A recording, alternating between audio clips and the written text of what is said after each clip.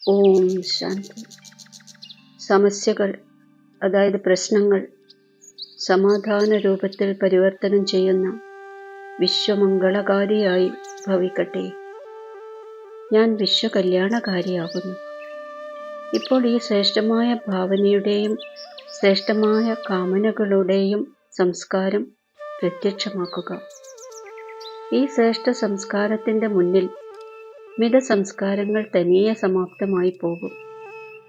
പ്രശ്നങ്ങൾ സമാധാന രൂപത്തിൽ പരിവർത്തനമാകും.